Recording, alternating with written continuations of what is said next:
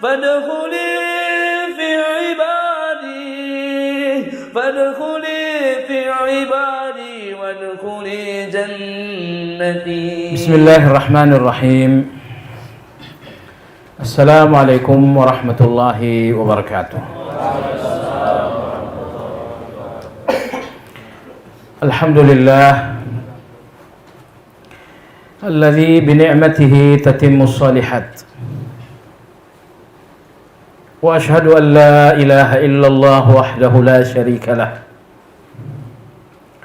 وأشهد أن محمدا عبده ورسوله لا نبي بعده. اللهم صل وسلم على محمد وعلى آله وأصحابه ومن اتبعهم بإحسان إلى يوم الدين.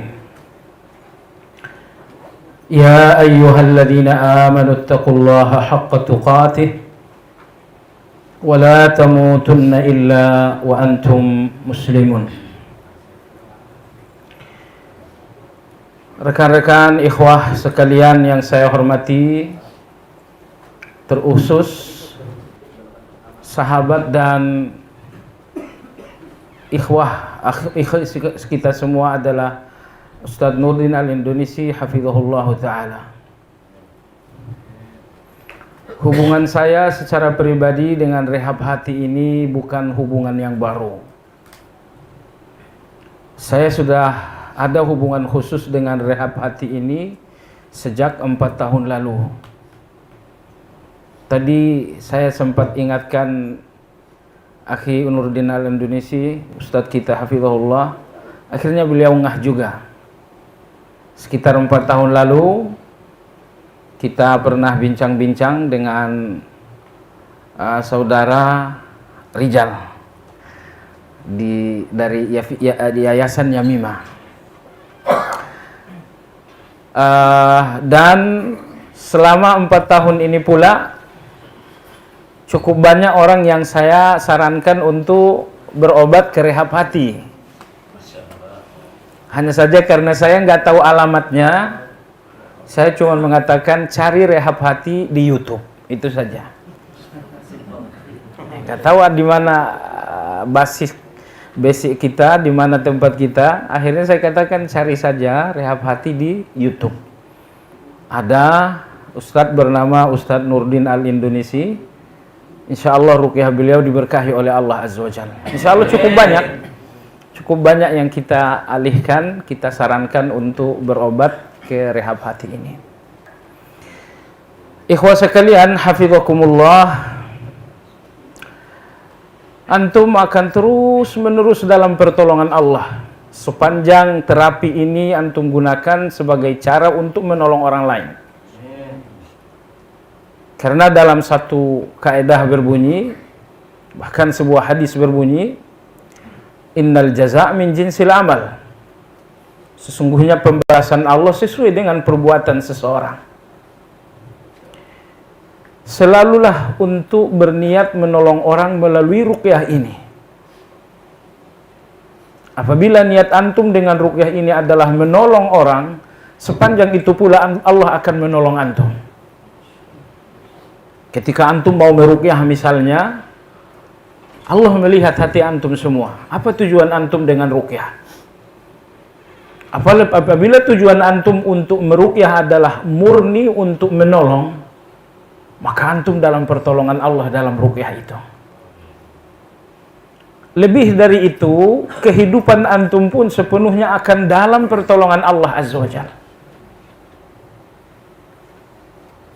Baik, jemaah sekalian, ikhwah yang saya hormati, Imam Ibnu Qayyim rahimahullah ta'ala berkata bahwa kesembuhan ada dalam 4 sebab. Satu hal yang mesti kita sadarkan kepada para pasien kita, bahwa wajib membedakan antara obat dengan kesembuhan. Obat itu tidak mesti sembuh, dan sembuh itu pun tidak mesti dengan obat. Nabi Ibrahim alaihissalam berkata dalam Al-Quran, seperti diabadikan Allah dalam Al-Quran, wa idza maridtu fahuwa yashfin.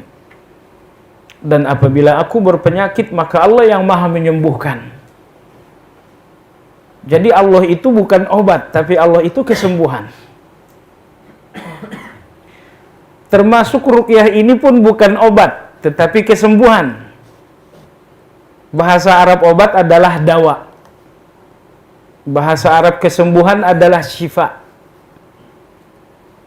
Apa yang ada di tangan dokter-dokter, herbalis-herbalis itu semuanya obat. Tetapi ruqyah ini bukan obat, melainkan syifa. Maka Allah berfirman dalam Al-Quran, wa nunazzilu minal Qur'ani ma huwa syifaun. Allah tidak menyebut Al-Quran ini obat. Karena obat bisa jadi sembuh, bisa jadi tidak. Tapi Allah menyebutkan Al-Quran syifaun, karena Al-Quran ini pasti menyembuhkan. Dalam surat Yunus misalnya, Allah Subhanahu wa ta'ala berfirman, ya ayyuhan nas qad ja'atkum mau'izatun min rabbikum wa syifaun lima fis sudur. Kembali Allah menegaskan bahwa Al-Quran ini bukan dawaun tetapi syifa. Sekiranya Al-Quran ini dawaun, maka hasilnya bisa positif, bisa negatif. Tapi Allah menegaskan Al-Quran ini syifaun karena hasilnya positif. Nah, jadi Ibnu Qayyim rahimahullah mengatakan bahwa sebab kesembuhan itu hanya ada 4. Sebab yang pertama adalah obat. Baik obat-obat herbal ataupun obat-obat medis, obat-obat kimia. Ini yang pertama. Kemudian bagian dari obat ini apa yang ditegaskan Nabi SAW dalam hadis Abu Sa'id, riwayat Abu Daud dan lain-lain. Kata Nabi SAW, asy-syifa'u fi thalathah. Kesembuhan ada dalam 3 hal. Yang pertama adalah al-asal, yaitu madu. Yang kedua adalah al-hijamah, berbekam. Dan yang ketiga adalah al-kai, yaitu besi panas. Ulama-ulama kita ketika mensyarah hadis ini mengatakan bahwa Nabi menyebutkan kesembuhan hanya ada 3, madu, hijamah, dan besi panas. Karena seluruh penyakit itu pun hanya ada 3 penyebab. Sepertiga penyakit ada di dalam perut manusia. Kesembuhannya adalah madu. Sepertiga penyakit itu ada di dalam peredaran darah. Kesembuhannya adalah hijamah. Lalu sepertiga penyakit ada di dalam syaraf-syaraf. Kesembuhannya adalah berobat dengan besi panas. Jadi saya bahkan berpikir orang-orang yang mengalami penyakit stroke karena kelumpuhan dan disfungsi syaraf-syaraf tubuh mereka, itu kalau diobati dengan besi panas, insya Allah bisa akan membantu. Sayangnya di Indonesia tidak dikembangkan cara pengobatan besi panas ini, karena Nabi memang mengatakan, wa inni anhakum anil kai. Sesungguhnya aku melarang kalian dari pengobatan kai. Karena di samping mengobati, dia juga berbahaya. Baik. Rekan-rekan sekalian, inilah sebab kesembuhan yang pertama, obat. Baik obat medis, obat kimia, ataupun obat herbal. Lalu kemudian kesembuhan yang kedua adalah doa. Bagian dari doa ini adalah ruqyah. Allahumma shfini shifaan ajila. Bahkan Ibnu Qayyim rahimahullah ta'ala mengatakan, seseorang yang sakit kemudian membacakan 7 kali setiap selesai salat wajib ayat yang ke-73 dalam surat Al-Anbiya, doa Nabi Ayyub. Wa ayyuba idh nada rabbahu anni massani ad-dhurru wa anta arhamur rahimin. Kata Ibnu Qayyim rahimahullah, orang yang sakit membacakan doa Ayyub ini 7 kali selesai salat wajib, insya Allah disembuhkan oleh Allah Azza wa Jalla. Kenapa selesai sholat wajib? Karena antum tahu bahwa di antara waktu yang sangat berkah dan sangat makbul berdoa adalah berdoa selesai sholat wajib. Dalam hadis Salman Al-Farisi, Nabi SAW ditanyakan oleh Salman, "Ya Rasulullah, ayyud du'ai asma'?" Wahai Rasulullah, kapankah doa paling didengar oleh Allah?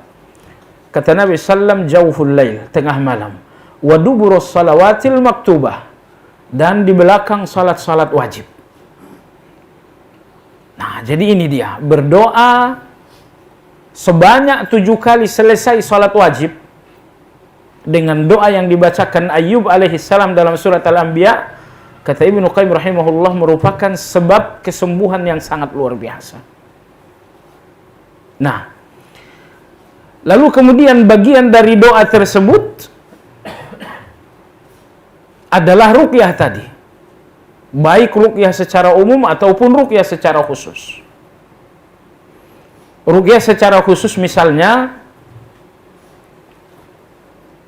apa yang diajarkan Nabi kita sallallahu alaihi wasallam, yaitu yang berbunyi bismillah bismillah bismillah, a'udzu biizzatillah wa qudratihi min syarri ma ajidu wa uhadhiru. Dalam hadis sahih, Nabi sallallahu alaihi wasallam menugaskan beberapa orang sahabat untuk satu misi. Tiba-tiba pimpinan mereka jatuh dan patah tulang. Setelah beberapa hari ternyata mereka tidak pergi juga. Maka Nabi SAW bertanya, kenapa kalian tidak pergi? Seseorang menjawab, karena pimpinan kami jatuh dan patah tulang. Lalu Nabi SAW mengajarkan, pegang bagian tubuhmu yang sakit, ucapkan bismillah, bismillah, bismillah. A'udzu biizzatillah wa qudratihi min syarri ma ajidu wa uhadhiru. Lalu angkat tangan. Letakkan lagi tangan kanan, bacakan lagi. A'udzu biizzatillah wa qudratihi min syarri ma ajidu wa uhadhiru. Lalu angkat tangan sebanyak 7 kali. Laki-laki tersebut, pimpinan mereka itu mengatakan, patah tulangku saat itu juga sembuh. Seolah-olah tidak terjadi apa-apa. Nah, ini termasuk ruqyah yang diajarkan oleh Nabi kita SAW. Jadi ini kesembuhan yang kedua. Kesembuhan yang kedua adalah doa, termasuk bagian dari doa ini adalah ruqyah. Kesembuhan yang ketiga adalah sedekah. Sedekah ini pun memiliki keajaiban yang luar biasa untuk kesembuhan seseorang. Imam Hakim rahimahullah ta'ala, beliau pernah mengidap penyakit luka yang sangat parah di wajah beliau. Luka itu membusuk, setahun berobat, setahun gagal. Akhirnya ada seorang wanita yang mengingatkan Imam Hakim An-Naisaburi, wahai Imam, apakah Anda telah mengobati penyakit Anda dengan sedekah? Imam Hakim mengatakan, subhanallah, saya lupa hadis itu. Hadis diriwayatkan Imam Tirmidzi, dawaw mardakum bisadaqah, obati orang yang sakit dengan sedekah. Lalu Nabi kita SAW pernah ditanya, ya Rasulullah, ayyus sadaqati afdal, sedekah apa yang paling baik? Kata Nabi SAW, saqyul ma, sedekah terbaik adalah air. Maka Imam Hakim rahimahullahu ta'ala menggali sumur tidak jauh dari kediaman beliau untuk masyarakat umum. Dia mengatakan, ini aku gali, tentu dengan modal yang sangat besar dan semua orang bebas ngambil. Anda tahu jamaah sekalian, hanya 2 minggu setelah beliau menggali sumur untuk maslahat dan sedekah bagi orang banyak, penyakit tersebut sembuh dengan penuh keajaiban. Ya, maka ada satu buku, saya lupa penulisnya siapa, judulnya adalah Dawaw mardakum bisadaqah, obati orang-orang yang sakit dengan sedekah. Jadi ini sebab kesembuhan yang ketiga, sedekah. Tentu rekan-rekan sekalian, ketika kita menterapi pasien-pasien kita ini, jelaskan juga. Jelaskan, berobatlah dengan sedekah misalnya. Tapi kata Imam Ibnu Qayyim rahimahullahu ta'ala, tiga sebab kesembuhan ini tidak akan ada manfaat dan gunanya tanpa sebab yang keempat. Bahkan sebab yang keempat ini akan bermanfaat tanpa ketiga-tiganya. Sekali lagi kata Ibnu Qayyim, 3-4 kesembuhan ini tidak akan bermanfaat, tidak akan berpengaruh tanpa yang keempat. Namun yang keempat ini akan berpengaruh dahsyat walau tanpa nomor 1, 2, dan 3. Apa yang keempat? Jawabannya adalah tawakal. Oleh sebab itu, pendapat Imam Ahmad tentang berobat adalah pendapat yang syaz. Syaz dalam arti kata menyimpang dari seluruh pendapat ulama. Tapi kalau kita analisa lebih mendalam, pendapat Imam Ahmad ini memiliki kebenaran. Imam Ahmad rahimahullah berpendapat bahwa orang yang sakit sebaiknya tidak berobat. Tidak berobat dengan segala bentuk obat. Ya. Kecuali satu, yaitu bertawakal kepada Allah Azza wa Jalla. Dan beliau memiliki sejumlah dalil untuk pendapat beliau. Antara lain adalah hadis wanita yang mengalami penyakit ayam. Beliau datang kepada Nabi SAW minta berobat dan minta didoakan. Tapi Nabi SAW mengatakan, in syi'ti da'autu wa in syi'ti sabarti walakil jannah. Jika engkau mau sembuh, aku berdoa untuk kesembuhanmu lalu engkau sembuh. Ini pilihan pertama. Tapi jika engkau mau bersabar dan tidak berobat, aku jamin surga untukmu. Ternyata wanita ini memilih bersabar dan tidak berobat. Nah, ini dalil pertama bagi Imam Ahmad. Dalil yang kedua adalah hadis Ukasyah yang masyhur, yang populer, bahwa 70.000 orang masuk surga tanpa hisab. Alladzina la yastarqun, mereka yang sama sekali tidak menggunakan ruqyah. Baik ruqyah yang syar'i apalagi ruqyah yang tidak syar'i. La yastarqun, mereka tidak menggunakan ruqyah, tidak minta diruqyah dan tidak berobat dengan ruqyah. Kemudian wala yatatayyarun, mereka tidak percaya dengan suara burung-burung, kelenik. Wala yaktawun, mereka tidak berobat dengan besi panas. Wa ala rabbihim yatawakkalun, mereka hanya bertawakal kepada Allah. Nah, ini dalil yang kedua. Maka Imam Ahmad rahimahullah bersendiri mengatakan bahwa orang yang sakit sebaiknya bertawakal dan jangan berobat.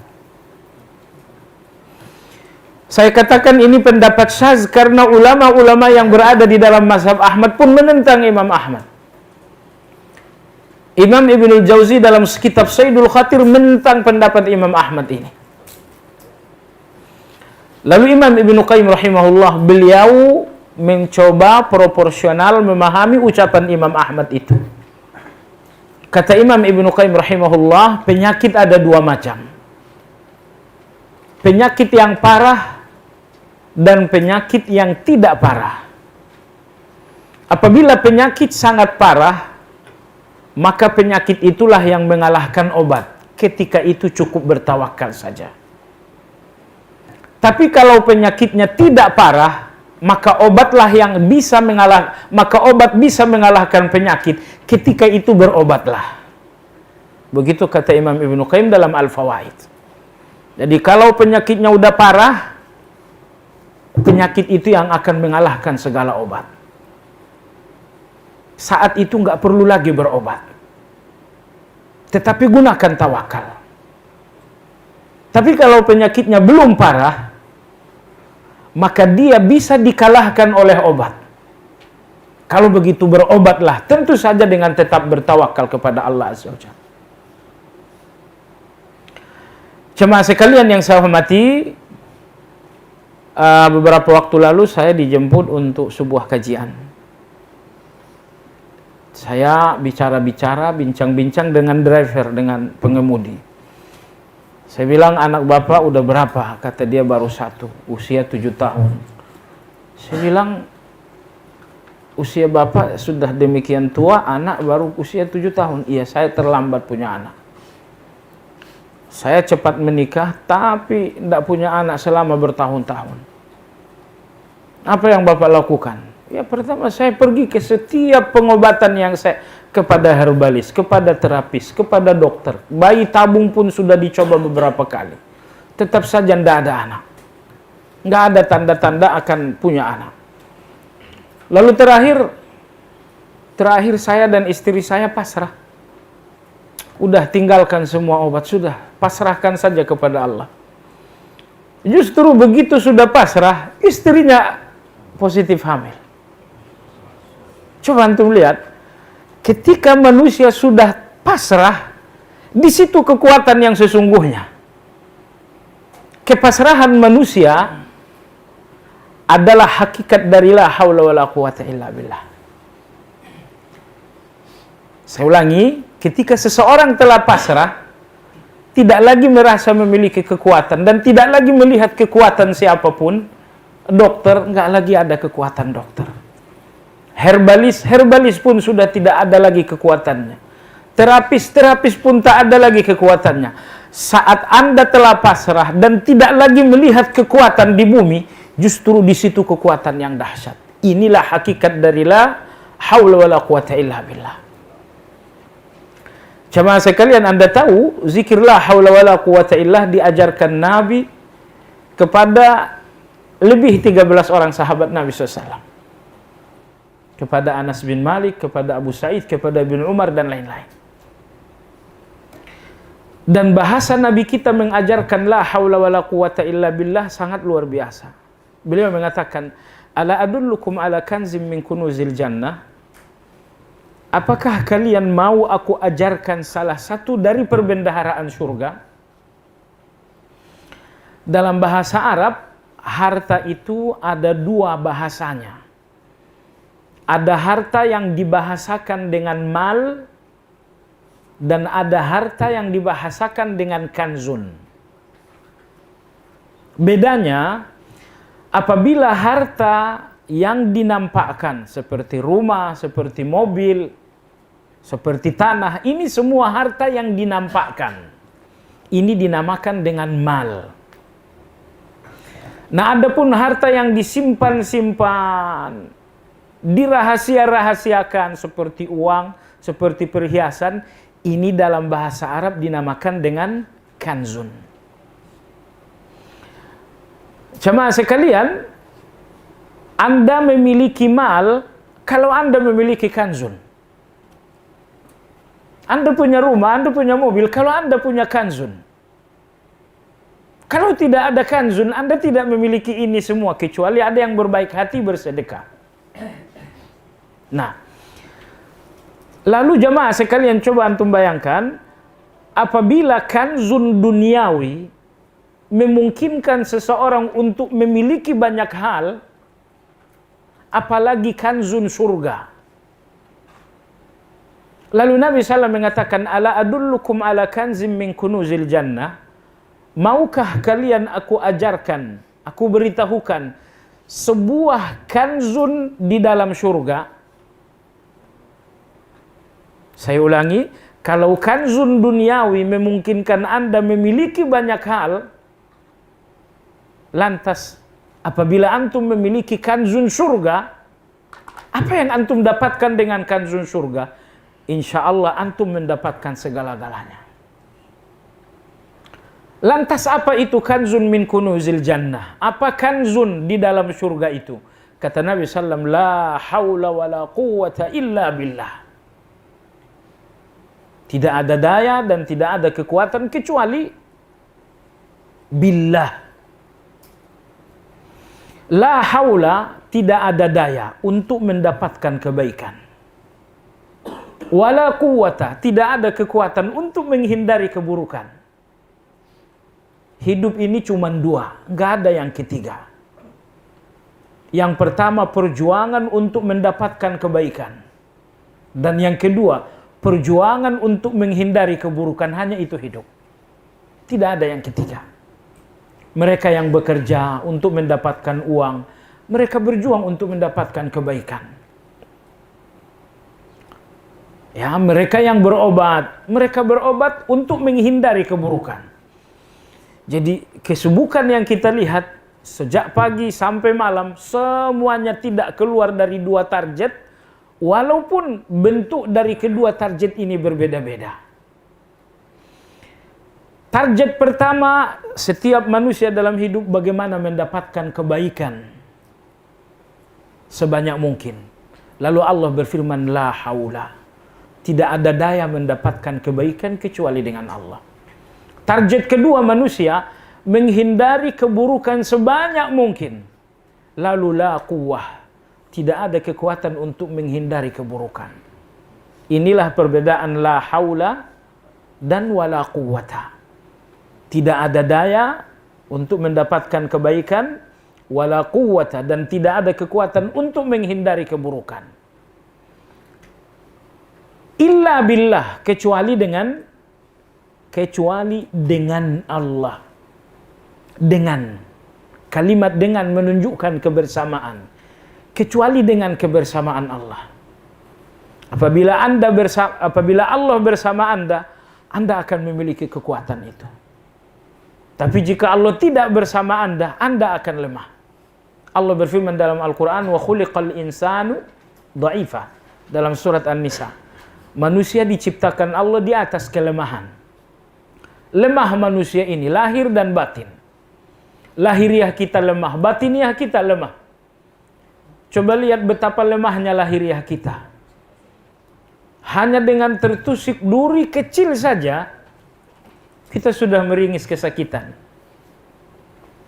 Duri kecil, Anda makan ikan cuek, tertusuk duri kecil saja, kita sudah meringis, kita sudah merintih, kita sudah mengeluh.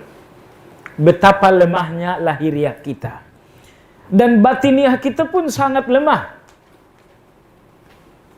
Makanya hanya sekedar janji-janji dari orang lain, kita udah bahagia luar biasa, padahal hanya janji. Atau hanya ditakut-takuti orang lain, kita benar-benar nggak bisa tidur, padahal cuma ditakut-takutin. Jadi betapa lemahnya lahiriah kita, betapa lemahnya batiniah kita, dan kelemahan ini tidak akan menjadi kekuatan illa billah, kecuali dengan Allah. Maka kapan seseorang memiliki kekuatan itu? Billah, apabila dia dengan Allah. Anda dengan siapa? Kalau Anda dengan Allah, Anda akan kuat. Tapi kalau Anda tanpa Allah, Anda akan lemah. Maka saya katakan tadi jamaah sekalian, sering dalam kenyataan hidup kita lihat bahwa sejumlah orang-orang yang sakit ketika telah pasrah justru dia sembuh. Di mana rahasianya? Karena pasrah dengan pengertian tidak lagi melihat kekuatan bagi siapapun. Inilah hakikat la haula wala quwata illa billah. Dan tadi saya katakan, la haula wala quwata illa billah adalah kanzun surga. Apabila kanzun duniawi memungkinkan seseorang memiliki banyak hal, apalagi kanzun surga memungkinkan Anda untuk bisa memiliki segalanya. Nah, jadi kita sebagai terapis, pasien kita sebagai pasien, yakinkan diri Anda setiap saat la haula wala quwata illa billah. Yakinkan pula pasien la haula wala quwata illa billah. Baik. Jadi walhasil inilah 4 sebab kesembuhan seperti dipaparkan oleh Ibnu Qayyim rahimahullah, yaitu obat, doa, sedekah, dan yang terakhir adalah tawakal. Namun beliau menyimpulkan, tawakal tanpa 3 hal yang pertama akan berpengaruh dahsyat. Namun 3 hal pertama tanpa tawakal tidak akan berhasil apa-apa. Baik. Jemaah sekalian yang saya hormati, antum sebagai terapis ruqyah berada di atas perjuangan yang dahsyat. Karena pertama, negara kita ini seperti Anda lihat, negara yang datang dan dibangun dari masa lalu yang penuh dengan mistik. Sehingga banyak dukun-dukun, banyak tukang-tukang sihir. Kadang-kadang dukun ini menyamar menjadi seolah-olah kiai. Nah, jadi di tengah masyarakat seperti ini, lalu kita memberikan alternatif syar'i untuk pengobatan, yaitu ruqyah. Oleh sebab itu, ruqyah ini adalah sebentuk perjuangan melawan tukang-tukang sihir, melawan dukun-dukun. Sebagian kawan-kawan mengatakan tidak boleh pasang iklan kalau ada ruqyah syar'i. Ya, kalau orang nggak tahu mau kemana orang nyari ruqyah. Ini masyarakat ini kalau kita nggak publis misalnya ruqyah syar'i, mereka nggak tahu mana mereka mencari ruqyah. Insya Allah tidak ada masalah kalaupun itu dipublis. Soal publis nggak ada masalah. Justru itu memudahkan orang lain untuk mendapatkan ruqyah yang betul-betul syar'i. Karena Anda lihat dukun-dukun ini belakangan ini pun mulai menggunakan kalimat ruqyah ini. Padahal ruqyah lepas diri dari mereka. Baik. Rekan-rekan sekalian, ikhwah sekalian, hafizakumullah, kembali kepada tawakal. Karena inilah yang menjadi kekuatan kita sebagai terapis, dan ini pula yang menjadi kekuatan pasien kita. Allah Subhanahu wa taala sering menyebutkan tawakal sebagai keimanan. Karena tawakal itu merupakan bukti keimanan seseorang. Wa 'alallahi fatawakkalu in kuntum mu'minin. Hanya kepada Allah kalian bertawakal kalau memang kalian beriman. Seolah-olah Allah tidak mengakui keimanan seseorang tanpa tawakal. Lalu kemudian tawakal ini pun cinta dari Allah Subhanahu wa taala. Innallaha yuhibbul mutawakkilin. Sesungguhnya Allah Subhanahu wa taala mencintai orang-orang yang tawakal. Lalu kemudian keutamaan dan keagungan tawakal berikutnya, bahwa tawakal ini memungkinkan seseorang untuk mendapatkan kecukupan dari Allah. Wa may yatawakkal 'ala Allah fahuwa hasbuh. Siapa yang tawakal kepada Allah maka Allah mencukupinya. Antum garis bawahi mencukupi. Fahuwa hasbuh, Allah Maha mencukupi. Maka di antara Asmaul Husna adalah Al-Hasib, Maha mencukupi. Apa arti cukup? Cukup lawan dari kurang. Di setiap kekurangan kita membutuhkan sesuatu yang membuatnya cukup. Jadi cukup itu bukan soal uang. Tapi sekali lagi cukup itu adalah soal kekurangan. Apabila Anda dalam ketakutan, kecukupan Anda adalah rasa aman. Apabila Anda sedang dizalimi, kecukupan yang Anda butuhkan adalah keadilan. Apabila Anda sedang sakit, kecukupan untuk Anda adalah kesehatan. Apabila Anda seorang yang miskin, kecukupan untuk Anda adalah harta. Jadi kecukupan itu adalah lawan dari kekurangan. Maka di balik setiap kekurangan dibutuhkan kecukupan. Anda sakit, kecukupan Anda adalah kesehatan. Anda takut, kecukupan Anda adalah rasa aman. Lalu Allah Subhanahu wa taala berfirman, "Wa may yatawakkal 'ala Allah fa huwa hasbuh." Siapa yang tawakal kepada Allah, maka Allah akan mencukupinya. Ini luar biasa. Luar biasa. Manusia bisa memberi tapi tidak ada manusia yang bisa mencukupi. Dokter bisa memberikan obat, tapi dokter cuma bisa memberi, tidak mencukupi. Anda sebagai terapis pun bisa meruqyah, tapi ruqyah ini saja tidak kurang. Ruqyah ini saja kurang. Kecukupan itu hanya dengan Allah Subhanahu wa taala. Jadi kita manusia, entah kita seorang ar-raqi, ahli ruqyah, ataukah kita seorang dokter, ataukah kita seorang ustadz, ataukah kita orang kaya, yang bisa Anda lakukan hanyalah memberi, bukan mencukupi.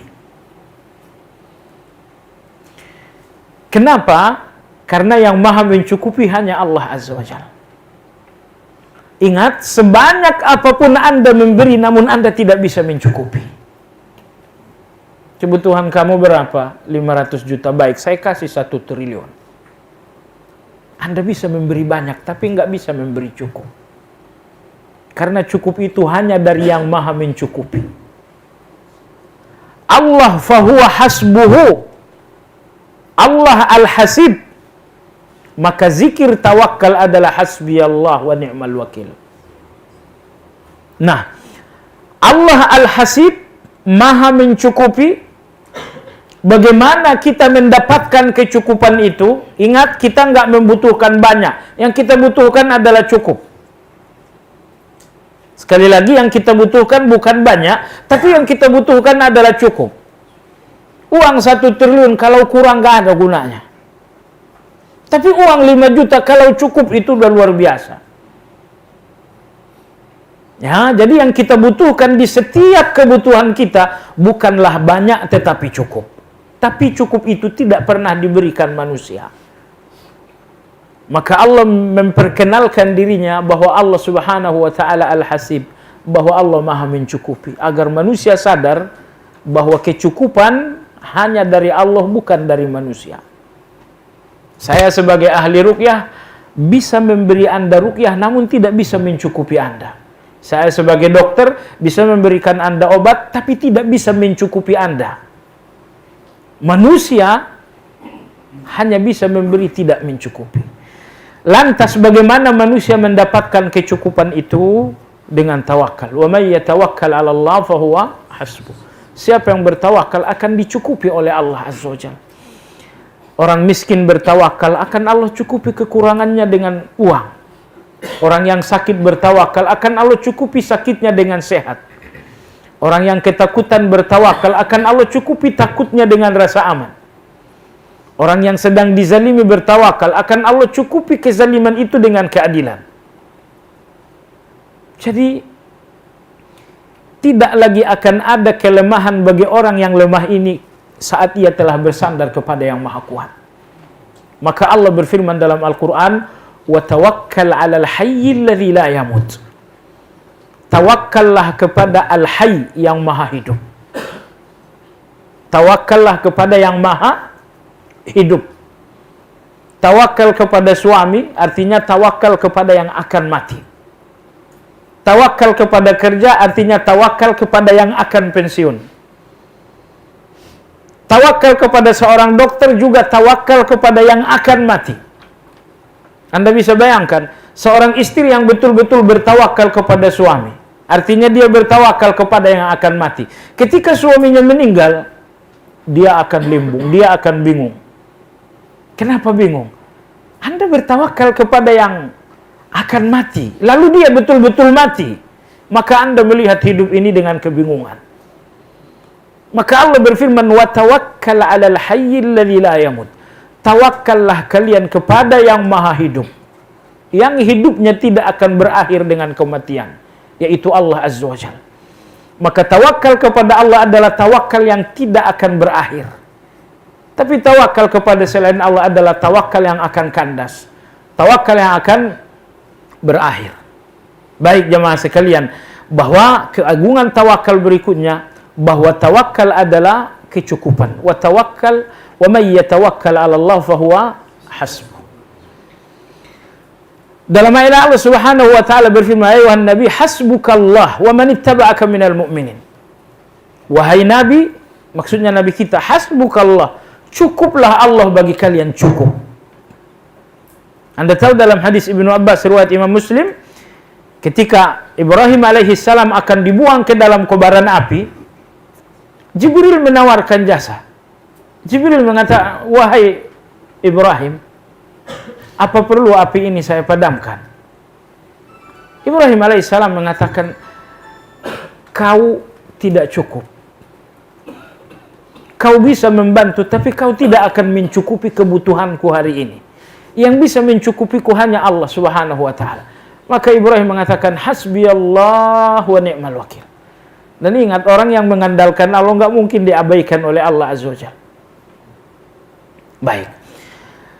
Itulah beberapa keagungan beberapa keutamaan tawakal. Yang pertama, tawakal adalah iman. Oleh karena tawakal iman, maka kekuatan tawakal terletak pada kekuatan iman. Orang yang imannya dangkal tidak mungkin memiliki tawakal yang kuat. Sekali lagi, orang yang imannya dangkal tidak mungkin memiliki tawakal yang kuat.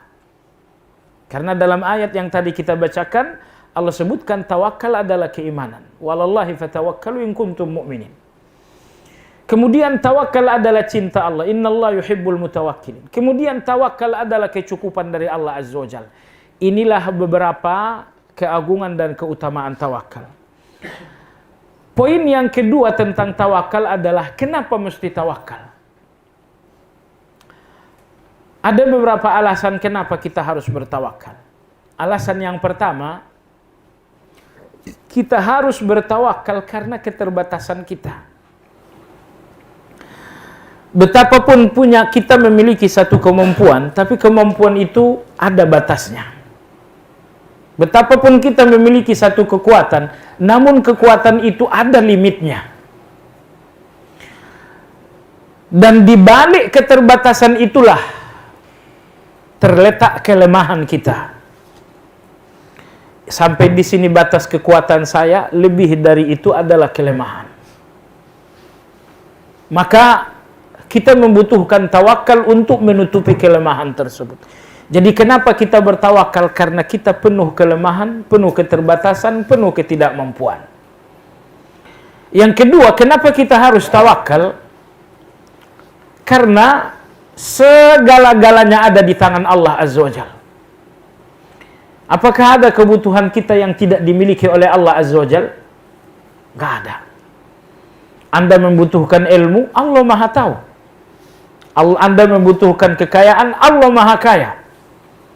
Anda membutuhkan kesembuhan, Allah Asy-Syafi, Maha menyembuhkan. Perhatikan jemaah sekalian, setiap Asmaul Husna menunjukkan itulah Allah. Dan coba antum renungkan, bisakah antum dipisahkan dari Allah dengan memahami Asmaul Husna? Contoh, Allah Al-Ghani, Maha kaya, dan kita miskin. Bisakah si miskin ini dipisahkan dari yang Maha kaya? Allah Al-Qawi, Maha kuat, dan kita lemah. Apa jadinya kalau yang lemah ini terpisah dari yang Maha kuat?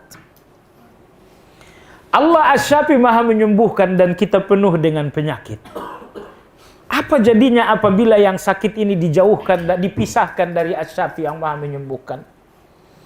Allah Ar-Rahman, Maha pengasih, kita dikasihi. Apa jadinya kalau kita terpisah dari yang Maha mengasihi, Maha menyayangi? Jadi coba antum dalami Asmaul Husna, lalu berikan satu jawaban, bisakah manusia ini dipisahkan dari Allah? Allah Ar-Rahman, bisakah manusia dipisahkan dari rahmat? Allah Al-Qadir, Maha mampu segala-galanya, bisakah manusia ini dipisahkan dari kemampuan Allah? Allah Al-Qawi, bisakah yang lemah ini dipisahkan dari kekuatan Allah? Allah Al-Ghani, Maha kaya, bisakah orang miskin ini dijauhkan dari Allah? Baik jemaah sekalian yang saya hormati, jadi kita bertawakal kepada Allah karena semua kebutuhan kita ada pada Allah. Kebutuhan apa yang tidak ada pada Allah? Anda membutuhkan rezeki, Allah Ar-Razzaq. Anda membutuhkan perlindungan, Allah Al-Wakil. Anda membutuhkan kecukupan, Allah Al-Hasib. Anda membutuhkan kesembuhan, Allah Asy-Syafi. Setiap Asmaul Husna menjawab setiap kebutuhan. Sehingga tidak ada kebutuhan manusia yang tidak ada pada Allah. Dan saya katakan sekali lagi, setiap kebutuhan-kebutuhan kita terjawab dalam Asmaul Husna, terjawab di dalam sifat-sifat Allah. Baik jemaah sekalian, jadi kenapa kita bertawakal? Alasan yang kedua, karena segala kebutuhan kita hanya pada Allah. Di tangan orang kaya hanya ada sedikit kebutuhan kita. Di tangan seorang dokter hanya ada sedikit kebutuhan kita. di tangan seorang guru hanya sedikit kebutuhan kita. Tetapi kebutuhan kita secara sempurna, secara total, hanya pada Allah Subhanahu wa Ta'ala. Jadi Anda nggak boleh melihat manusia sebagai kebutuhan. Ini orang kaya. Kebutuhan Anda padanya hanya sedikit. Karena dia hanya mau memberikan Anda 100 ribu, 200 ribu, 5 juta. Hanya segitu yang dia berikan, berarti hanya sedikit kebutuhan Anda kepadanya. Karena sedikit kebutuhan kepada seorang kaya, jangan melihat orang kaya ini kebutuhan Anda. Terapis dan dokter, sedikit kebutuhan kita kepada mereka. Kenapa? Kemampuan mereka sangat kecil. Kemampuan mereka sangat terbatas. Dengan kemampuan mereka yang terbatas, maka jangan melihat mereka ini sebagai kebutuhan. Kebutuhan kita adalah di mana seluruh kebutuhan itu kita temukan secara total, yaitu pada Allah Azza wa Jalla. Ini nomor 2. Kenapa bertawakal? Karena seluruh kebutuhan ada pada Allah. Alasan yang ketiga, kenapa kita harus bertawakal? Karena tawakal kepada selain Allah adalah penyakit. Tawakal kepada selain Allah adalah kelemahan. Tawakal kepada selain Allah adalah kekalahan. Ya, yang tawakal kepada pekerjaan, pekerjaan akan berakhir. Yang tawakal kepada seorang manusia akan berakhir. Tawakal kepada selain Allah, ingat, tidak ada manusia yang tidak bertawakal. Karena tawakal itu adalah karakter dan kodrat. Tawakal itu adalah fitrah manusia, maka tidak ada orang yang tak bertawakal. Masalahnya cuma 2. Mereka yang mendapatkan iman dan tauhid, tawakal mereka kepada Allah Azza wa Jalla. Mereka yang tidak mendapatkan iman dan tauhid, tawakal mereka kepada selain Allah. Lalu perhatikan hasilnya baik-baik. Orang-orang yang bertawakal kepada Allah akan hidup dengan penuh kebebasan. Hidup penuh kebahagiaan, hidup penuh dengan ketawakalan, penuh dengan ketenangan. Tapi orang-orang yang tawakal kepada selain Allah, Anda lihat betapa mereka akan menjadi budak. Bagaimana mereka akan menjadi linglung, mereka akan gelisah. Yang tawakal kepada pekerjaan akan gelisah begitu sudah dekat saat pensiun. Yang tawakal kepada seorang suami akan gelisah begitu suaminya sudah divonis dokter kanker stadium akhir. Ternyata tawakal kepada selain Allah hanya membuat manusia ini menderita. Dan tak ada ketenangan bagi manusia kecuali tawakal kepada Allah. Jadi walhasil, Anda tidak akan menemukan manusia yang tidak bertawakal. Yang Anda temukan hanya ada 2. Ada yang bertawakal kepada Allah, merekalah yang akan merangkai ketenangan dalam kehidupan. Dan yang kedua, orang yang bertawakal kepada selain Allah, merekalah orang yang akan merangkai kegelisahan dalam hidup. Jadi, tawakal ini ketenangan jemaah sekalian, kegelisahan. Kegelisahan semuanya akan lenyap dengan tawakal.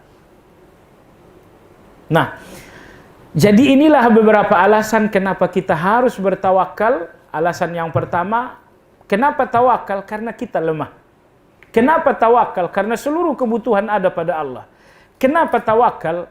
Karena tawakal kepada selain Allah adalah kegelisahan, kesengsaraan, sementara tawakal kepada Allah adalah kebahagiaan. Baik, ini poin yang kedua. Poin yang pertama tadi adalah tentang keagungan tawakal. Poin yang kedua adalah tentang mengapa harus bertawakal. Poin yang ketiga adalah tentang rukun tawakal atau pilar-pilar tawakal.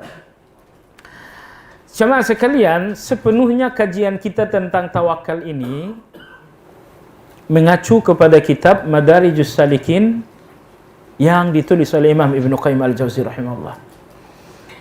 Baik, rukun tawakal, pilar-pilar tawakal. Ada beberapa hal yang mesti terpenuhi agar dinamakan tawakal. Yang pertama adalah ma'rifatullah. Ini nomor 1. Orang yang tidak mengenal Allah, maka tawakalnya kepada Allah adalah dusta. Semakin sempurna ma'rifatullah, mengenal Allah, akan semakin kokoh tawakal ini kepada Allah Azza wa Jalla. Jadi walhasil, manusia yang paling kokoh bertawakal kepada Allah adalah manusia yang paling dalam ma'rifat dan pengenalannya kepada Allah Azza wa Jalla. Jadi, adapun orang-orang yang enggak mengenal Allah, tawakal mereka adalah dusta. Ini yang mesti kita fahami dan kita fahamkan. Kita fahami untuk diri kita fahamkan pula kepada pasien kita. Ma'rifatullah, kenali Allah. Seberapa besar Anda mengenal Allah, hanya sejauh itu Anda bisa bertawakal kepada Allah. Perhatikan baik-baik. Orang-orang yang nyari uang, tawakal mereka kepada Allah hanya sebatas Allah Ar-Razzaq. Hanya itu tawakal mereka. Ya. Tapi orang yang mengenal Allah secara sempurna, tawakal mereka kepada Allah pun akan sempurna. Dalam hal rezeki mereka kenal Allah Ar-Razzaq, maka mereka tawakal kepada Allah. Dalam hal sakit mereka tahu Allah As-Syafi, maka mereka tawakal kepada Allah Azza wa Jalla. Jadi ma'rifatullah ini yang menjadi pilar utama tegaknya tawakal seseorang. Ma'rifatullah. Lantas, ilmu yang paling mendalam tentang ma'rifatullah cuma dua, yaitu ma'rifatullah dengan asma'ul husna dan ma'rifatullah dengan sifat-sifat Allah. Imam Ibnu Qayyim rahimahullah ta'ala dalam kitab Madarijus Salikin, beliau mengatakan ma'rifatullah itu, kata beliau, ada tiga tingkatan. Ma'rifat yang level paling rendah adalah ma'rifat rububiyah. Ma'rifat rububiyah. Anda melihat langit, Anda tahu ada yang menciptakannya. Itu ma'rifat rububiyah. Anda lihat laut, Anda tahu ada yang maha menciptakannya. Itu ma'rifat rububiyah. Lalu ma'rifat pada level yang kedua adalah ma'rifatul asma' was sifat. Kalau ma'rifat yang pertama hanya memperkenalkan Anda tentang Allah secara umum. Lalu ma'rifat asma' was sifat ini akan membuat Anda mengenal Allah secara mendalam. Siapa Allah? Allah adalah Ar-Rahman. Bagaimana Allah Ar-Rahman? Allah Ar-Rahman melebihi seorang ibu menyayangi anaknya. Dan seterusnya, dan seterusnya. Maka bagi antum yang tinggal di kota wisata ini, kami ada kajian Asmaul Husna di Masjid Darussalam setiap minggu pagi. Minggu pertama setiap awal bulannya, selesai sholat subuh. Dan ada yang tinggal di Cimanggis, saya juga ada kajian Asmaul Husna di komplek Depen setiap Sabtu pagi. Kalau di Depen ini setiap minggu, kalau di kota wisata ini sekali sebulan. Dan dengan pengalaman yang sangat terbatas, namun saya bisa menyimpulkan tidak lagi ada ilmu yang paling menyentuh tentang Allah kecuali asma wa sifat. Ilmu tentang rububiyah Allah, ilmu tentang perbuatan Allah. Ya, ilmu tentang uluhiyah, ilmu tentang apa yang mesti Anda lakukan tentang Allah. Adapun ilmu tentang Allah cuma satu, asma wa sifat. Oleh sebab itu dari zaman dahulu ulama-ulama kita sangat sungguh-sungguh menulis tentang Asmaul Husna.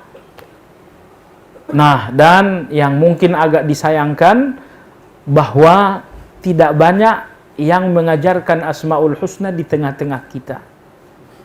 Lebih disayangkan lagi, Asmaul Husna ini lebih digunakan oleh dukun-dukun. Ya, misalnya Anda yang ingin mendapatkan cinta dari perempuan, bacakanlah Al-Wadud 1500 kali. Ada yang ingin mendapatkan rezeki halal, bacakan Ar-Razzaq 1500 kali. Gitu ya. Maka jemaah sekalian, dalam kapasitas kita sebagai terapis, sebagai ar-raqi, sebagai orang yang berjuang membantu orang lain dengan ruqyah, rukun tawakal yang pertama ini harus Anda miliki. Sesuatu yang Anda miliki akan bisa Anda berikan. Tapi apa yang Anda tidak miliki akan sulit Anda berikan. Bagaimana Anda berikan yang Anda nggak miliki? Nah, jadi inilah rukun tawakal yang pertama, ma'rifatullah. Rukun tawakal yang kedua, isbatul asbab. Mengakui ikhtiar. Kita harus mengakui ikhtiar. Yang sakit, berobat. Kita akui ikhtiar ini.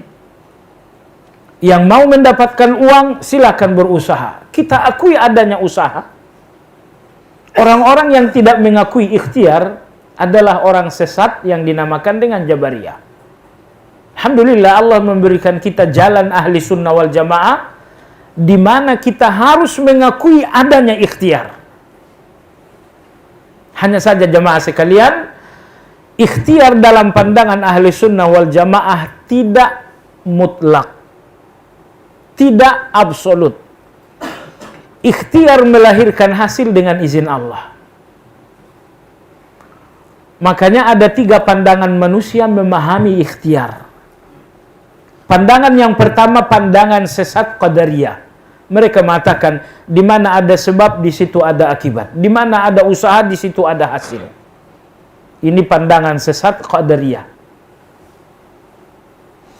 Pandangan sesat yang kedua adalah pandangan Jabariyah. Kebalikan yang pertama. Di mana ada usaha, belum usaha dengan hasil, nggak ada hubungannya. Di mana ada obat, di situ ada sembuh, nggak ada hubungannya obat dengan sembuh. Ini Jabariyah. Lalu kemudian jalan kebenaran adalah jalan ahlu sunnah yang ketiga. Ahli sunnah melihat ikhtiar sesuatu yang harus diakui tetapi tidak mutlak. Apakah ikhtiar itu berpengaruh? Iya. Tetapi dengan izin Allah, tidak secara mutlak. Nah, Allah Subhanahu wa ta'ala mengajari kita melalui beberapa kejadian-kejadian agar kita sadar memahami ikhtiar dan memahami sebab. Ikhtiar itu tidak mutlak menghasilkan, sebab itu pun tidak mutlak menjadi akibat. Coba lihat. Ada api, itu sebab. Ada terbakar, itu akibat. Tapi Allah perlihatkan kisah Nabi Ibrahim. Ada api dan tidak ada terbakar. Agar manusia sadar bahwa di mana ada sebab, belum tentu ada akibat tanpa izin dari Allah. Ada suami, ada istri, pasti ada anak. Oh tidak. Maka Allah memperlihatkan ada suami, ada istri, ada anak. Itulah kita semua. Tapi Allah memperlihatkan pula bahwa ada seorang ibu tanpa suami tapi ada anak. Siapa dia? Isa. Lalu ada seseorang dari laki-laki tanpa perempuan. Sehingga ini ada 4. Seorang manusia dari laki-laki dan perempuan, itulah kita semua. Seorang manusia dari perempuan tanpa laki-laki, itulah Isa. Seorang manusia dari laki-laki tanpa perempuan, itulah Hawa. Seorang manusia tanpa laki-laki dan perempuan, itulah Adam alaihissalam. Untuk apa Allah menampakkan ini? Agar kita tahu kekuasaannya. Kekuasaan Allah tidak membutuhkan sebab. Allah mampu untuk sesuatu tanpa sebab. Yang kita tahu di mana ada sebab ada hasil. Di mana ada suami istri ada anak. Itu yang kita tahu. Allah lihat, coba lihat kekuasaanku. Bahwa akan ada manusia tanpa laki, tanpa perempuan. Itulah Adam. Coba lihat kekuasaanku yang kedua, kata Allah, akan ada manusia dari laki-laki tanpa perempuan. Itulah Hawa. Lihat kekuasaanku yang ketiga, kata Allah, akan ada manusia dari perempuan tanpa laki-laki. Itulah Isa. Jadi Allah Subhanahu wa taala menampakkan kejadian-kejadian ini semua agar kita melihat kekuasaan yang luar biasa. Oleh sebab itu jemaah sekalian, keyakinan kita tentang kekuasaan Allah ini akan membuat tawakal semakin dahsyat. Jadi rukun tawakal yang kedua adalah itsbatul asbab, yaitu mengakui sebab, mengakui ikhtiar, dan memanfaatkan ikhtiar tersebut. Nabi kita sakit, beliau berobat. Orang lain sakit, beliau ajarkan berobat. Artinya rukun tawakal yang kedua adalah kita harus mengakui sebab, kita harus mengakui ikhtiar, dan memaafkan ikhtiar itu. Ini rukun tawakal yang kedua. Orang yang mengabaikan ikhtiar, mengabaikan sebab, mereka Jabariyah, mereka tidak menegakkan tawakal seperti seharusnya. Lalu rukun tawakal yang ketiga adalah tauhid. Ingat, ketika Anda berada di rukun tawakal yang kedua, yaitu isbatul asbab, mengakui ikhtiar, kemungkinan Anda akan berbahaya tanpa rukun tawakal yang ketiga, yaitu tauhid. Anda harus melihat ikhtiar ini dengan kacamata tauhid. Orang-orang yang melihat ikhtiar tanpa kacamata tauhid, justru dia akan melakukan penyembahan kepada ikhtiar. Dia akan terjebak di dalam syirik ikhtiar. Kalau bukan karena saya tuh, muncul tuh. Kalau bukan karena saya nggak sembuh dia. Anda telah melihat ikhtiar tanpa menggunakan kacamata tauhid. Jadi semua ikhtiar akan menjadi kesesatan, akan menjadi syirik, kecuali apabila kita melihat ikhtiar ini dengan tauhid. Makanya Imam Al-Muqrizi dalam kitab Tajridut Tauhid, beliau mengatakan tauhid itu antara al-umur kullaha biyadillah. Tauhid itu adalah ketika Anda melihat sejelas-jelasnya bahwa segala sesuatu ada di tangan Allah. Itu tauhid. Nah, ini rukun tawakal yang ketiga, tauhid. Rukun tawakal yang keempat adalah i'timadul qalb billah. Tenangnya hati ini, kokohnya hati ini, mantapnya hati ini dengan Allah. Ini yang keempat. Ketika Anda bertawakal kepada Allah, lalu Anda tenang. Ini nomor 3. Nomor 4 ini. I'timadul qalb, sukunul qalb, ketenangan hati bersama Allah. Artinya begini. Ketika Anda merasa bertawakal, tapi Anda was-was. Ini saya ruqyah gimana, berhasil nggak ya? Gimana, berhasil nggak ya? Ketika Anda was-was, ketika Anda tetap ragu, Anda nggak tawakal. Tawakal itu adalah i'timadul qalbi ilallah, bersandarnya hati kepada Allah sehingga hati itu betul-betul tenang, sehingga hati itu betul-betul kokoh, hati itu betul-betul nyaman. Antum lihat ketika Nabi SAW dan Abu Bakar berada di dalam Gua Hira, dalam Gua Sur, mereka dikejar oleh tokoh-tokoh orang Quraisy. Abu Bakar radhiyallahu anhu gelisah. Dia mengatakan, ya Rasulullah, kalau seseorang di antara mereka melihat kaki, akan kelihatan kita. Karena Gua Sur ini gua yang sangat dangkal, bukan gua yang dalam. Jadi kalau misalnya satu saja yang melihat kaki, kita akan ketahuan. Betapa Abu Bakar gelisah saat itu. Nabi SAW mengatakan, wahai Abu Bakar, ma zannuka bisnaini Allahu salisuhuma. Abu Bakar, apa pendapatmu tentang 2 orang, sementara yang ketiga ada Allah di antara keduanya? Abu Bakar radhiyallahu anhu saat itu juga menemukan ketenangan yang luar biasa.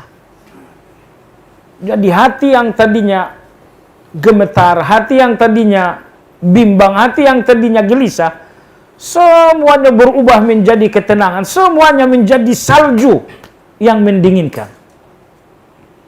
Ketika Nabi bersabda, wahai Abu Bakar, ma dhannuka bisnain Allah salisuhuma. Apa dugaanmu, apa pendapatmu tentang dua orang sementara Allah ada di antara mereka berdua? Allah berfirman dalam Al-Quran, illa tansuruhu faqad nasaruhullah idh akhrajahu alladhina kafaru thaniya ithnaini idh huma fil ghar idh yaqulu li sahibihi la tahzan innallaha ma'ana. La tahzan. Ingat, apa arti la tahzan? Jangan bersedih.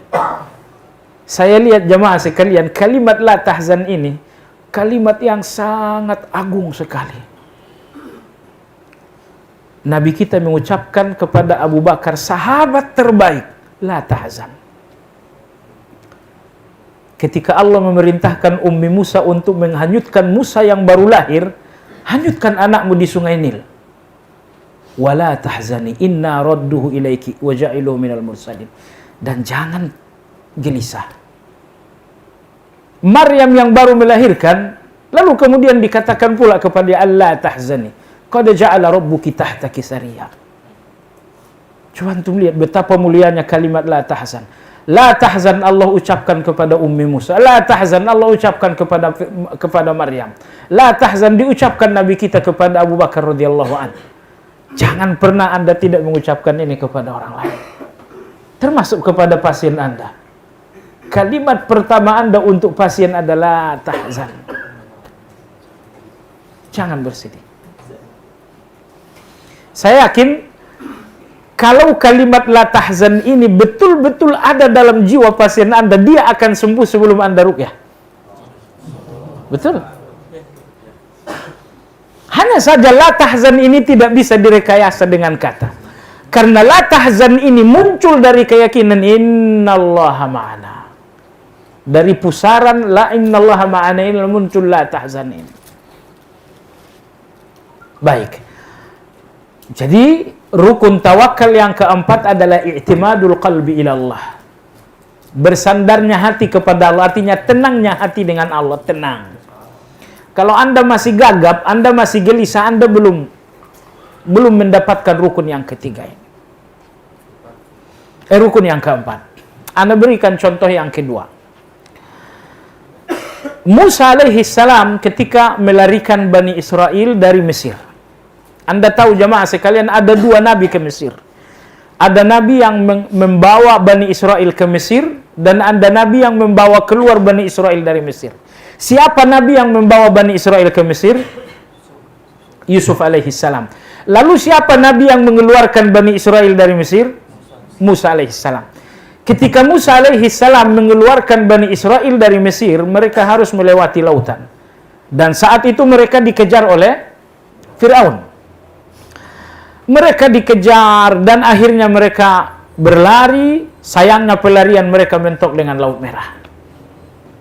Coba lihat tawakal. Di depan Fir'aun semakin mendekat, di depan ada Laut Merah. Mata tidak menemukan jalan keluar. Allah berfirman dalam surat Al-Qasas, "Falamma tara al-jam'an qala ashabu Musa inna lamudrakun." Ketika Fir'aun sudah mulai mendekat, kedua belah pihak sudah saling memandang. Kelompok Musa memandang Fir'aun, tentara Fir'aun pun sudah melihat kelompok Musa sudah menemukan jalan buntu. Setelah saling memandang, Allah berfirman, qala ashabu Musa inna lamudrakun. Seluruh sahabat-sahabat Musa, Bani Israel yang konon jumlahnya 600 orang, semuanya mengatakan, Musa inna lamudrakun. Sesungguhnya kita pasti ketangkap. Coba antum lihat logika. Orang yang selalu berpikir logis. Inilah orang yang selalu berpikir logis. Di depan mata laut, dari belakang Fir'aun semakin mendekat. Sama dengan ketangkap. Anda berpikir logis. Dan yang berpandangan kita ketangkap ini bukan 1 orang, 600 orang. Lalu Nabi Musa alaihi salam berbicara di tengah 600 orang yang mengatakan inna lamudrukun. Kita ketangkap Musa, pasti ketangkap. Musa mengatakan kalla inna ma iya rabbi sayahdin. Tidak, kita nggak akan ketangkap. Sesungguhnya Allah bersamaku dan Allah akan memberikan jalan keluar. Nah, coba antum lihat tawakal. Tawakal ini, ikhwah sekalian, tidak akan ada di dalam jiwa orang yang selalu logis. Lihat Nabi Musa alaihi salam. Bagaimana Nabi Musa mengatakan tidak, kita nggak akan ketangkap. Allah akan memberikan jalan keluar. Di depan laut, di belakang Firaun sudah sangat dekat. Logika mengatakan kita ketangkap Musa. Lalu Musa memecahkan logika itu. Musa mengatakan enggak, Allah bersamaku dan Allah akan memberikan jalan keluar. Jawaban Musa, jawaban umat Nabi Musa, jawaban umat Nabi Musa, logika jawaban Nabi Musa adalah tawakal. Mana yang menjadi kenyataan? Tawakal inilah yang jadi kenyataan. Dan coba antum lihat, begitu Nabi Musa melihat laut dengan tawakal, laut yang cair menjadi beku. Begitu Ibrahim melihat api dengan tawakal, api yang panas menjadi dingin bagi Ibrahim alaihissalam. Coba antum lihat, manusia yang sudah lemah, menyadari kelemahan, dan bersandar kepada yang maha kuat, itulah yang terjadi. Jadi yakinkan pasien Anda, dan sebelumnya yakinkan diri Anda sendiri. Anda nggak boleh lagi berpikir seperti ashabu Musa. Anda harus mulai berpikir seperti Nabi Musa. Tidak ada, saya nggak punya alasan logika bagaimana kita lepas. Saya melihat apa yang kalian lihat. Saya melihat di depan kita laut, saya pun melihat musuh semakin mendekat. Saya melihat apa yang kalian lihat. Tapi hatiku mengatakan Allah Subhanahu wa taala bersama kita. Kenapa? Yang menyuruh kita lari adalah Allah. Pelarian ini bukan inisiatifku sendiri. Pelarian ini adalah perintah dari Allah. Kalau ini pelarian dari Allah, berarti ini adalah jalan keluar. Walaupun saya tidak tahu apa jalan keluarnya, tapi ini perintah Allah, berarti ini solusi. Apa solusinya? Ingat, Anda boleh bertanya bagaimana kepada saya, Ustadz bagaimana? Anda boleh bertanya bagaimana kepada guru kita Ustadz Nurdin. Pertanyaan bagaimana nggak boleh Anda tanyakan kepada Allah. Pertanyaan bagaimana hanya untuk orang yang kemampuannya Anda ragukan. Anda ragukan kemampuan saya bukan? Katakan bagaimana Anda melakukan itu. Anda ragukan kemampuan dokter bukan? Katakan bagaimana. Tapi kemampuan Allah yang tidak pernah kita ragukan, jangan pernah bertanya bagaimana. Satu-satunya nabi yang mempertanyakan bagaimana adalah Zakaria alaihissalam. Allah mengatakan, wahai Zakaria, inna nubashiruka bighulamin ismuhu Yahya. Zakaria, kau akan punya anak namanya Yahya. Zakaria mulai berpikir logika. Rabbi, anna yakunu li ghulam? Bagaimana aku punya anak? Wa qad balagani al-kibru wa imra'ati aqir. Saya sudah tua, istriku pun sudah menopause. Bagaimana akan punya anak? Bagaimana? Pertanyaan Zakaria. Apa jawaban Allah terhadap pertanyaan bagaimana? Allah mengatakan, ya, kau akan punya anak. Kekuatan sepenuhnya kekuatan Allah. Tapi Zakaria kembali bertanya, qala rabbi ja'al li ayah. Berikan aku bukti. Subhanallah. Zakaria tidak mau diam. Harusnya Allah katakan kau punya anak, harusnya diam saja. Tapi Zakaria bertanya, bagaimana aku punya anak? Bagaimana? Allah mengatakan, qala kadzalik. Demikianlah keputusan Allah, kau punya anak. Zakaria bicara lagi. Ij'al li ayah, berikan aku bukti bahwa aku punya anak. Akhirnya Zakaria yang banyak cakap ini dihukum oleh Allah. Qala ayatuka alla tukalliman nasa thalathata ayyamin illa ramzan. Kau ingin bukti Buktinya wahai Zakaria, 3 hari ke depan kamu bisu. Pertanyaannya, bisu Zakaria hukuman atau mukjizat? Hukuman. Mestinya ketika diberitahukan kau punya anak, kau diam Zakaria, tapi kau banyak cakap. Biarlah kau dibikin diam 3 hari. Maka kembali saya katakan jemaah sekalian, tanyakan bagaimana untuk seseorang yang kekuatannya Anda ragukan, yaitu manusia. Tapi jangan pernah bertanya bagaimana untuk kekuatan yang mampu segala-galanya, yaitu Allah Azza wa Jalla. Jadi kembali kepada kisah Nabi Musa tadi. Nabi Musa mengatakan, aku melihat apa yang kalian lihat. Di depan laut, di belakang musuh. Saya pun tidak punya alasan logika bagaimana kita akan keluar dari masalah ini. Tapi imanku, tawakalku mengatakan bahwa akan ada jalan keluar. Dan akhirnya, yang menjadi kenyataan bukanlah logika 600 orang sahabat Musa, tapi yang menjadi kenyataan adalah tawakalnya Nabi Musa alaihissalam. Lalu saya katakan tadi, perhatikan, ketika dengan tawakal Nabi Musa melihat lautan, maka Allah mengubah lautan menjadi beku. Ketika Ibrahim alaihissalam melihat api dengan tawakal, Allah mengubah api yang panas ini menjadi dingin. Anda lihat betapa dahsyatnya tawakal bagi Allah. Ini rukun tawakal yang ke. Rukun tawakal yang kelima adalah al-istislam. Al-istislamu billah wa tarku munaza'atihi. Pasrah kepada Allah dan tidak mengatur Allah. Ini yang kelima, ini berat. Biasanya tawakal kita disertai dengan ngatur. Ya Allah, aku mengobati fulan. Jangan sampai nggak sembuh. Ya Allah, saya udah berusaha, jangan sampai gagal. Tidak. Ternyata jemaah sekalian, kata Ibnu Qayyim, rukun tawakal yang kelima adalah istislamu billah wa tarku munaza'atihi. Pasrah kepada Allah dan tidak pernah menggugat Allah Azza wa Jalla. Ya Allah, aku telah melakukan apa yang seharusnya kulakukan, hasilnya terserah padamu, terserah padamu. Kalimat terserah padamu ini dalam pandangan Ibnu Qayyim bagian dari tawakal. Ingat, apa yang Anda anggap baik, boleh jadi itu nggak baik. Hidup dan kesembuhan belum tentu itu yang terbaik untuk pasien. Kadang-kadang kita berpikir hidup lebih baik, ternyata matilah yang lebih baik. Kadang-kadang kita berpikir sehat lebih baik, ternyata sakit yang lebih baik.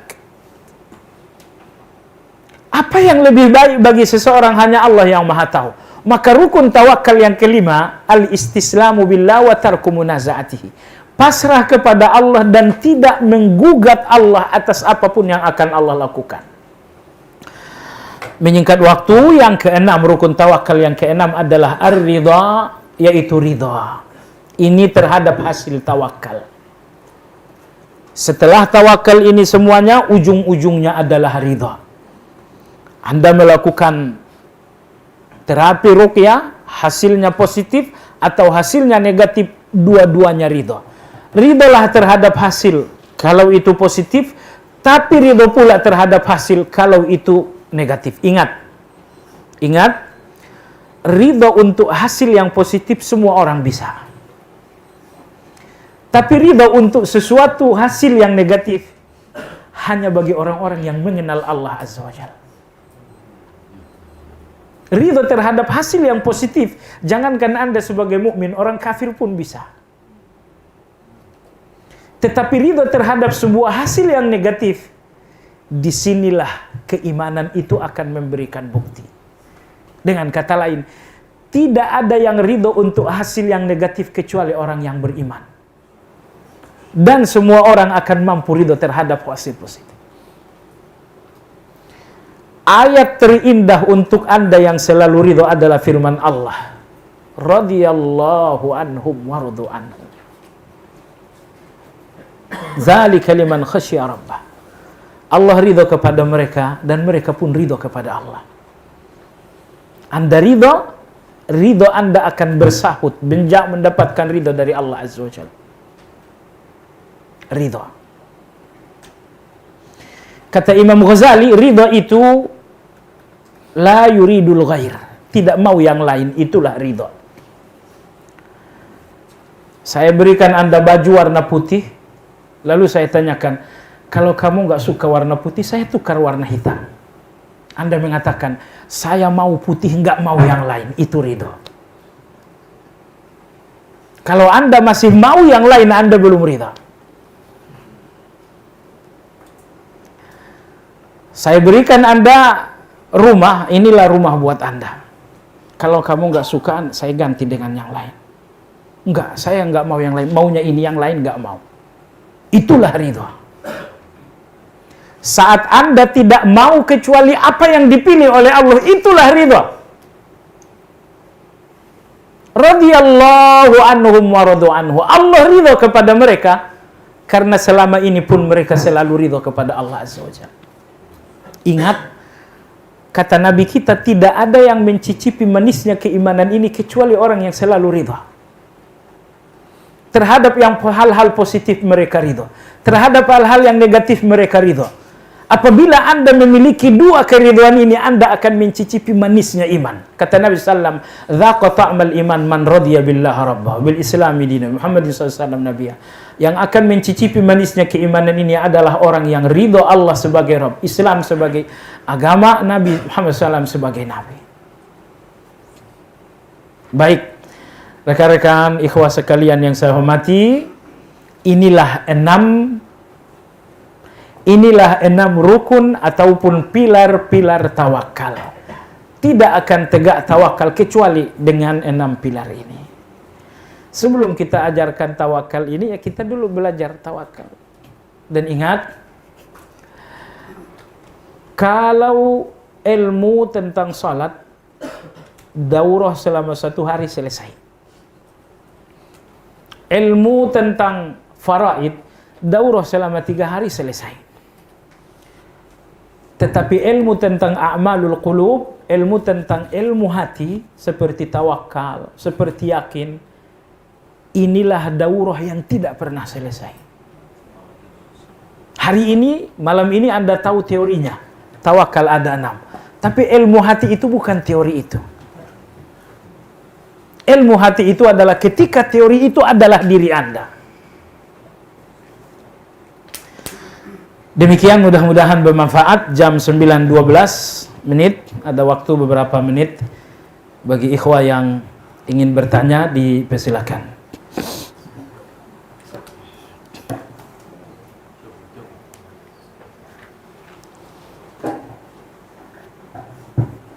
Bismillahirrahmanirrahim. Assalamualaikum warahmatullahi wabarakatuh.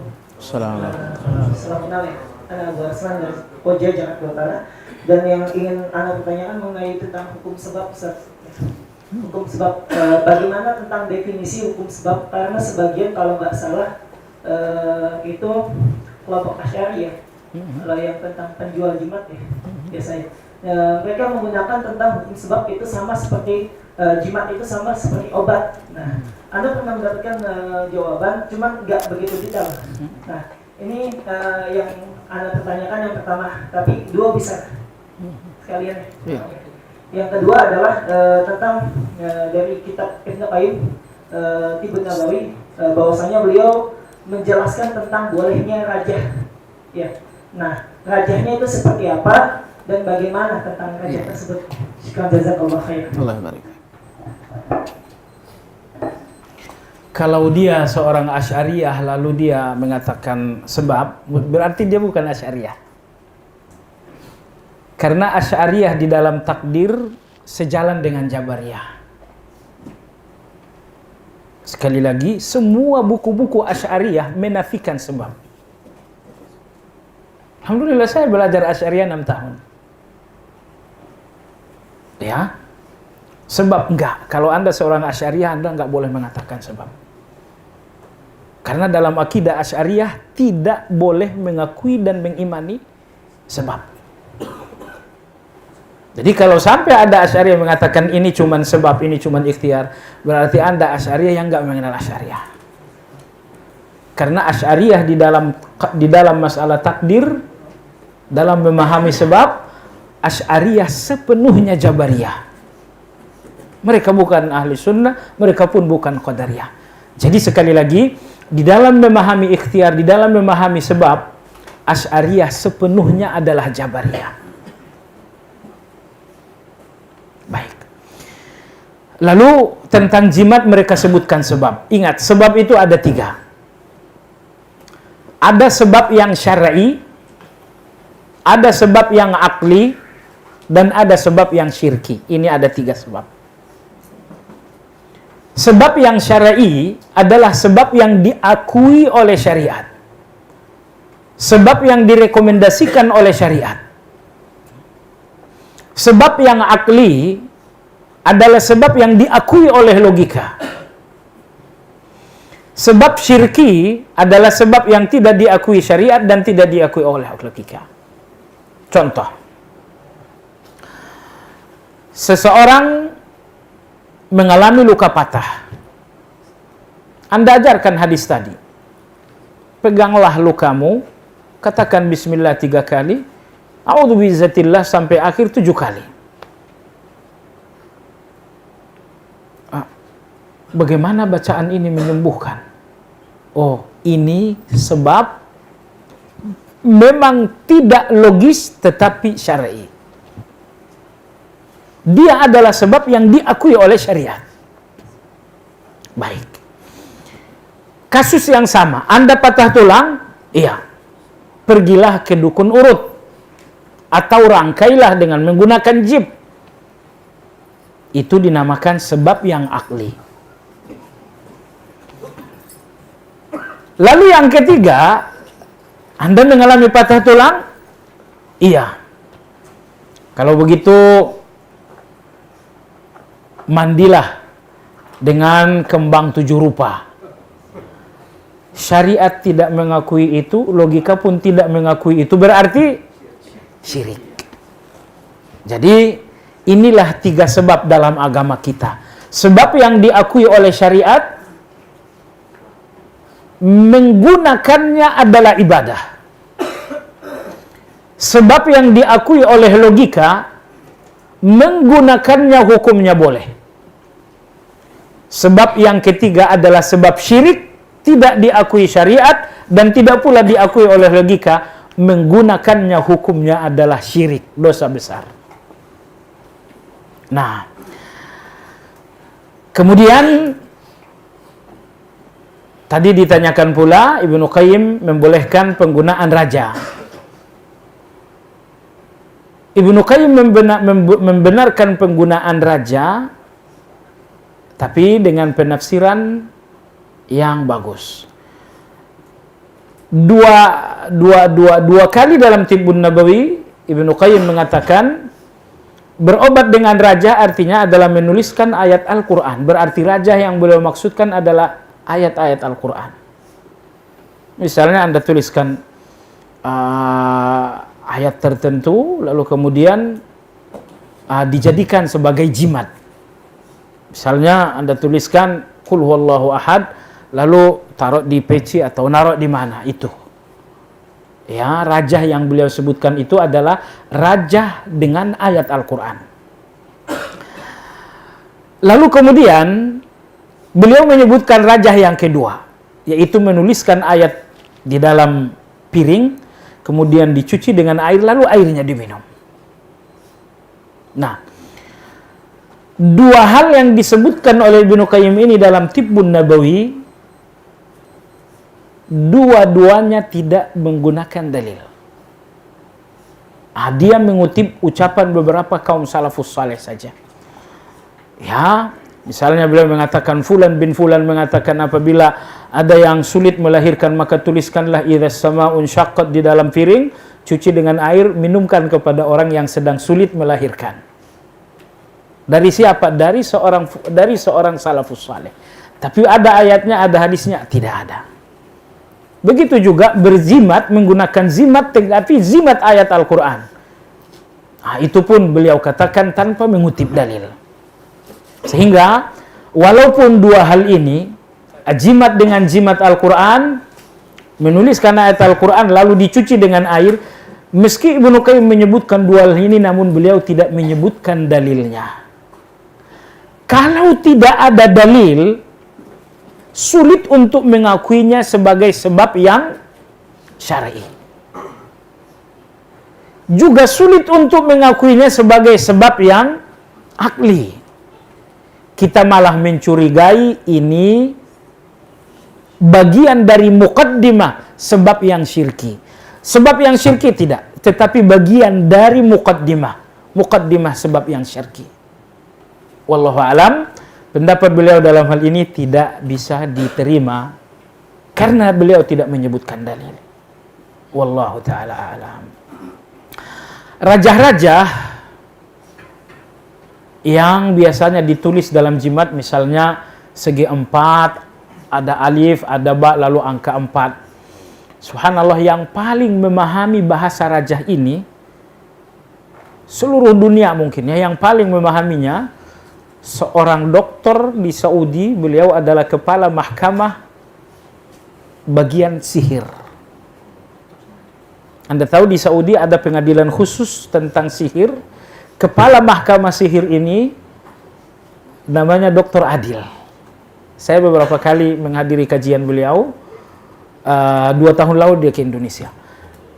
Ini orang yang paling memahami bahasa raja-raja ini. Kenapa dalam raja ada alif, lalu ba, lalu angka 4? Dia faham betul itu semuanya. Saya pernah diajari, tapi saya nggak ngerti. Kalau Anda ke YouTube, Dr. Adil ini Anda lihat pernah menghadiri pertunjukan yang dilakukan seorang dukun di Banten.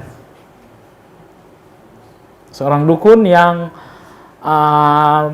mempertontonkan kekebalan. Semua orang mencoba membacok dan ternyata nggak ada yang mendekat. Ya. Lalu Syekh Adil hafizahullah taala mencoba mendekat, beliau mengatakan bismillahirrahmanirrahim la yadurru ma'asmi syai'un fil ardi wala fis sama'i was-sami'ul alim. Dia ludahi dukun sampai mental, Anda lihat di YouTube. Ketika itu Syekh Adil bersama kami di Pebayuran. Akhirnya ada kawan yang mengatakan, Syekh, besok di Banten ada pertunjukan kekebalan. Semua orang bisa nyobain. Syekh kalau mau ikut juga. Ternyata Syekh itu tertarik. Dan Anda lihat di YouTube itu. Anda lihat di YouTube. Wallahu a'lam. Ya, satu pertanyaan lagi. Tafadhol. Assalamualaikum warahmatullahi wabarakatuh. Assalamualaikum warahmatullahi wabarakatuh. Dalam surah Araf ayat 180 Allah berfirman, "Walillahi asmaul husna fad'uhu biha." Nah, tolong nasihati kami Ustaz, bagaimana cara berdoa yang baik dengan asma-asma Allah.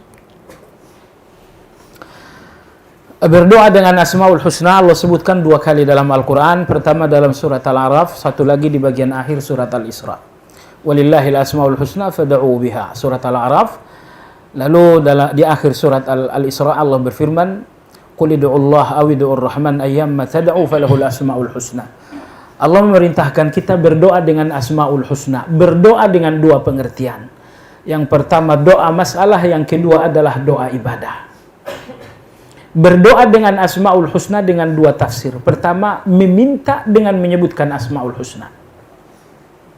Ya Allah, Engkau yang maha menyayangi, Engkau yang maha memberi rezeki, Ar-Rahman.